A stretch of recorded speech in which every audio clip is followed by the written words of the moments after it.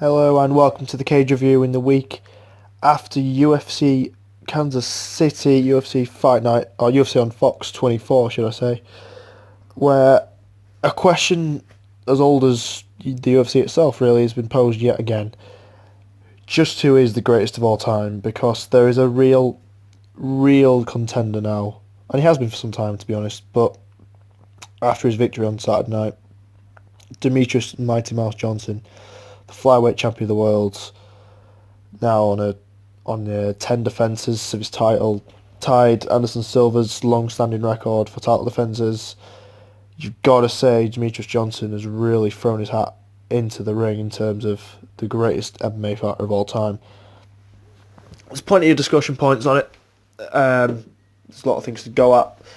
Lack of competition. A lot of people bring up when you talk about Demetrious Johnson, which I think only casual fans and those who don't really get into the hardcore aspects of MMA watching believe that, because you look at that flyweight division over the years and the reason why it looks like there's no competition for him is because he's just that good. He really is just that good. The guys he's beaten recently, obviously there was Wilson Reese on Saturday, a top level Brazilian Jiu-Jitsu guy, black belt. The fact that he was submitted by Mighty Mouse, he said after the fight he was basically embarrassed to have been submitted by Demetrious because he's that high level Jiu-Jitsu. Tim Elliott is one of the toughest guys going. Obviously Tim Elliott's probably the guy who took DJ the furthest, to be fair, but Tim Elliott's such a tough guy. Henry Cejudo is just an unreal wrestler, Olympic level wrestler. These are top guys in the flyweight division who, in any other era, or rather, if you take Demetrious Johnson out of this era, they'd all be vying for the championship, and it'd be a hell of a division. And I think the title been moved around quite a lot because there are a lot of top guys on great level, but Mighty Mouse is just a level above all of them, and he's just scary good. He's just scary good, Demetrious Johnson. And, I think now I've been on the fence in terms of my decision on the greatest of all time. John Jones has got to be up there just because of what he's achieved, what he's done. He does have that one loss on his record, but we all know that's not a loss, let's be honest. John Jones he's certainly in my top two. I think John Jones, if he's not number one, he's number two for me. And then you've got guys like Anderson Silva, obviously, GSP, who are in the probably top five. The other one, Fedor is the name that's spoken a lot about, Fedor Emelianenko, and I can't really base my decision on that because I've just not seen enough of his fights, unfortunately. He's obviously come to the end of his career. I'm very much looking forward to seeing him in Bellator in a few weeks, in a few months even, when he fights Matt Mitrione. But, he's just an older guy now. He's got a few losses. He's lost that kind of mystique which he had before he lost to Verdum. When he was an undefeated guy, and you can understand Fedor's argument. Not too sure now, to be honest. But, still, for what he's done and what he's achieved, especially in Russia, he's a megastar in Russia, you've got to throw him in the top five, I think. GSP, just an incredible athlete. Again, can't wait to see him take on Bisping, if that actually happens. Let's hope it does actually happen now after all this. I think GSP is just for what he achieved, and it's just a hell of a champion. Has some real wars as well, and it's just always been the great shape he's in. He's just a true master of the MMA craft, Georges St. Pierre, and great to see him back, like I say. Anderson Silva again, he's looked invincible before Weidman. At middleweight, obviously he held the record for the defences before Johnson tied it. Anderson Silva is the name. Before I got into MMA, before I got into the UFC, Anderson Silva was the name I knew. And I think it's the same for a lot of people. Even if you don't have to be a mixed martial arts fan to know the name Anderson Silva, he was really transcendent, an incredible athlete, one of the best strikers ever. I don't think you can really say anyone's a better striker than him, to be honest. He's a real top level guy. So he's probably my third best. And then the top two for me, like I say, is John Jones and Mighty Mouse, and it's just a matter of which order they go in. There's a lot of different variables on it. John, for what he's achieved, the dominance he showed at light heavyweight, it's similar to Johnson, really, in the way he dominated that division. Although you can argue that Jones has probably been pushed a little bit further in fights than DJ has. Johnson had the tight one against Tim Elliott a few months ago, but that he still came away with the victory in the end. And although he was rocked in the fight, I never watched that fight. I watched it live, and at no point during that fight did I ever think he was really going to lose. I just had too much confidence in him to get the job done. He's just so technically gifted in every single aspect. It's incredible. But there has been John Jones fights in the past where I've watched it and been really on the edge of my seat. I mean, the Gustafsson fight stands out. I mean, John Jones left that arena on a stretcher. He left that arena on a stretcher and went to hospital. That's how close he was to getting that loss against Gustafsson. So there's that. But also, so in that sense, I guess, Johnson comes out on top over Jones. But does popularity come into it? Which, it's a tough one because, it's the fight business, same in boxing, there is some incredible boxers who a lot of people just haven't heard of because they're not the money-making machine which Floyd Mayweather or Manny Pacquiao have been in the past. Guys like that. So it just depends on how you rate fame, popularity, and how you stack that up against actual ability in the octagon, because in terms of popularity, despite everything that John Jones has done, he probably doesn't deserve a great deal of it, to be honest with you. But it's not even a contest between John Jones and Demetrious Johnson. I was blown away a couple of days ago when I saw the stat that this card on last Saturday from Kansas City, which was a pretty good card for a fight night, for a Fox event even, had the lowest overnight ratings of any UFC Fox event. There's been 24. I couldn't believe it. I couldn't believe it because it's a title fight. It's a world title fight on this card. Demetrious Johnson, like I said, like I've been discussing for the last 5 minutes, one of the top 2 fighters of all time, perhaps the best of all time, and it's got the lowest ratings ever. It's mind-boggling, to be honest. Why? I feel sorry for. I do feel sorry for him because he's a guy who's so much better than just about everyone in the UFC right now, and he's the pound for pound best at the moment with John Jones out, for sure. So he's the best champion we've got, and no one watches his fights, and therefore he probably doesn't get the paydays he deserves, and it's a real shame. And the question is, does that play into where he ranks on the all-time list? Maybe so. I'm not too sure, and you can decide for yourself on that one. But yeah, I'm just going to end it. I'm going to lay it on the line. I think right now, at this present moment, there's a chance for John Jones to overtake him. I think John Jones comes back, beats DC in the summer, and then maybe gets a couple more defences under his belt, because obviously he's only a young guy, he's only 30, John Jones. Gets a couple more defences. If he then moves up to heavyweight and does the business at heavyweight, then it's conclusive John Jones is number 1. But right now, and possibly for a very long time, Demetrious Johnson for me is the greatest MMA fighter of all time. I'm saying it, I'm putting it out there. Phew. It's a tough argument. It's a really tough argument. Now I'm going to talk about a little bit of the rest of the card, which you saw in Kansas City before we go on to Nashville this weekend. Start off with the women. We saw Rose go up against Michelle Waterson. A great fight. Probably my fight of the night, actually. Very great fight. I saw Michelle Waterson a couple of months ago on the Sacramento card, I believe it was.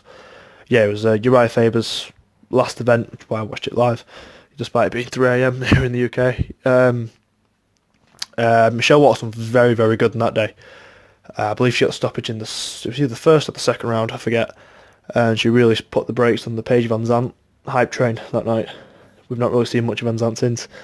So that really put her in the public eye, to be honest, in the eye of the MMA fans everywhere. And so she came up against Rose this weekend and came unstuck. a fantastic performance from Namajunas. That's put her right in title contention as well. She's probably going to be next in line for Joanna should she get past Andrade 212, 211, sorry. Which, to be honest, I think she will. I do like Andrade, but Joanna is, she's just an absolute killer. She's just an absolute monster in the octagon for a girl of such small stature. 115 pounds, but Jesus Christ, you'd not be hit by her. She's an actual animal. But anyway, we'll get back into. I'm going to do a full rundown even of UFC 211 in probably next week, if not the week after. I didn't realise it was so far away actually. It was originally going to happen this week, but we've got too many events to talk about before we get to that massive pay-per-view. But I will run down that entire card because it is going to be a stacked card. But anyway, Rose probably in contention for that title shot next, and quite rightly so after a great performance. Can't say much more else than that. Just really good. Michelle Watson probably didn't get the game plan quite right, and just I think she put up a good account of herself, but just the worst woman on the night, and that is what it is. So we get onto the other major fight of the night, which shocked everyone, to be honest.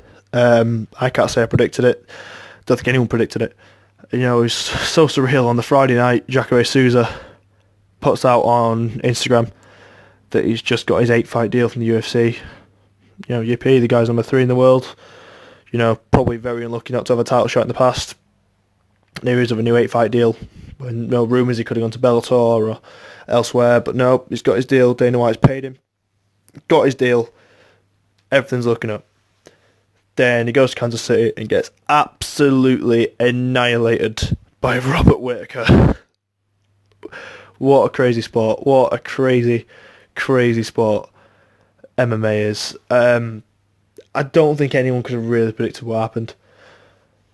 Robert Whittaker, we knew he was dangerous. We certainly knew he was dangerous. We knew he starched Derek Brunson in Melbourne a few months ago, and he's had some big wins, but to be honest, no one really expects him to beat Souza. Jacare Souza is incredible. He's a guy, he probably, he fought Yoel Romero, who's like next in line for the title, and to be honest, probably beat Romero in my eyes. He was rocked, massively rocked. So I think it was a spinning back fist from Romero in the fight, but I've watched that fight back since, and Jacare was very, very unlucky to lose that fight. So, we're talking about the number 3 guy who was very unlucky not to have beaten the number 2 guy against Robert Whittaker, who's, I think he was number 6 coming in, which was a little higher than I thought it was actually. But 26-year-old Australian, he's got some big hands. We knew he had some big power in those hands, but I never expected to see what we saw. He just absolutely just dominated him from bell to the finish. It was ridiculous. It was absolutely ridiculous. And then all of a sudden now, you've got Robert Whittaker right there in the mix. I mean, the middleweight division was crazy as it is. Obviously you've got Bisping and GSP going at the top of the card in the summer. All being well, there's not been an announcement yet.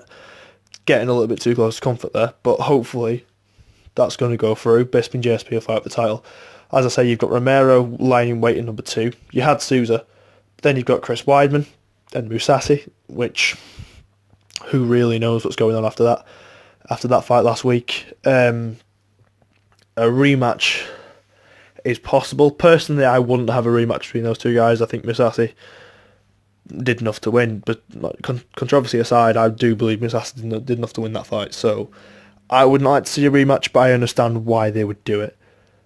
Then you've got Luke Rockhold, who's just around the top 5. And I think, to be honest, Rockhold is going to be the fight they're going to make with Whittaker, which I do like. I think that's a really good matchup for both guys.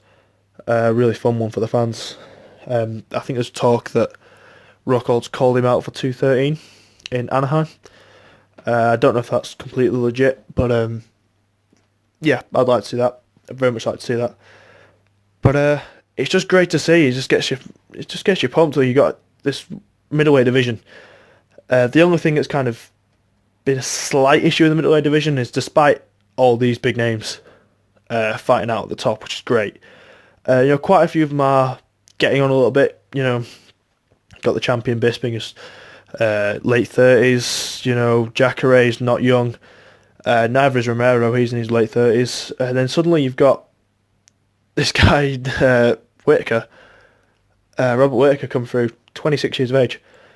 A real young buck, 26, got easy 14, 15 years left of his career, you'd imagine. In the middleweight division, you can generally go to your 40, so at least.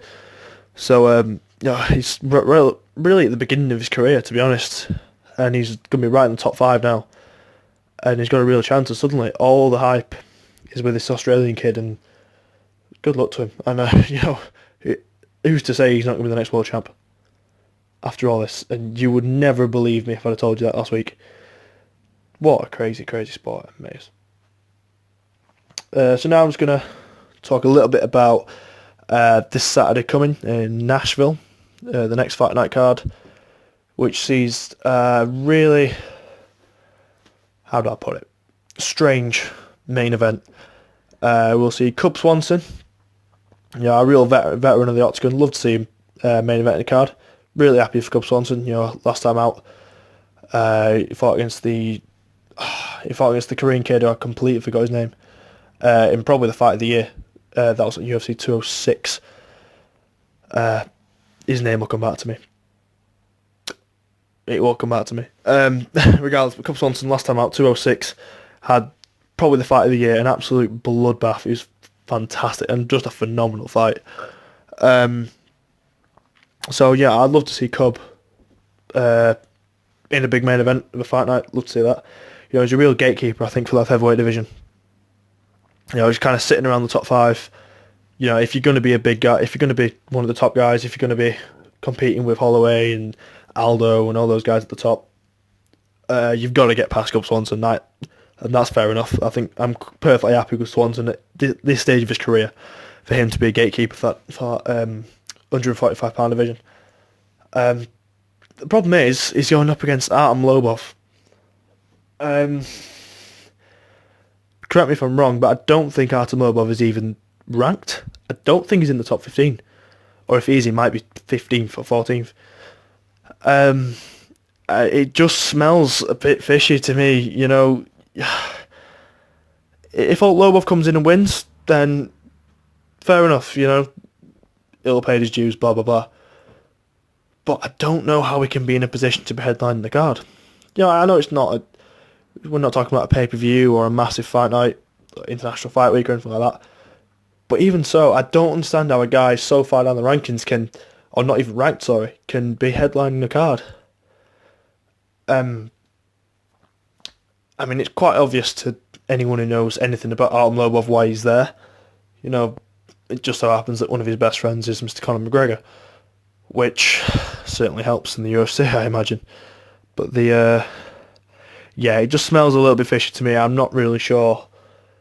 I just hope this is not the direction the UFC are going with the matchmaking. I'm a bit of a purist in the sense that I think the rankings should mean something, and this makes a little bit of a mockery of it, to be honest. And part of me does hope Cub wins. I think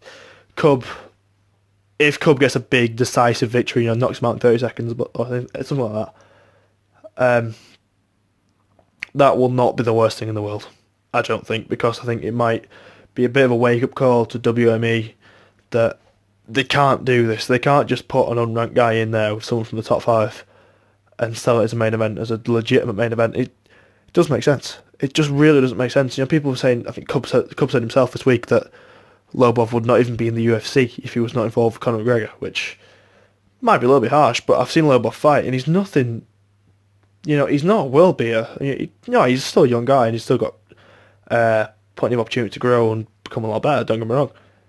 But I don't look at Artem Lobov and think, yeah, you're going to be a featherweight champion in the next year, which, if you're going to beat Swanson and be catapulted in the top 5, that's the kind of calibre of guy you need. Lobov isn't that guy. So I just don't like the politics of it, and I really hope it's not a mark of something we're going to see quite a lot of in the future. Okay, that's it for this episode of the Cage Review. I'll be back next week to review the UFC Nashville card and to look forward to the events ahead. Thank you very much, and I'll see you soon.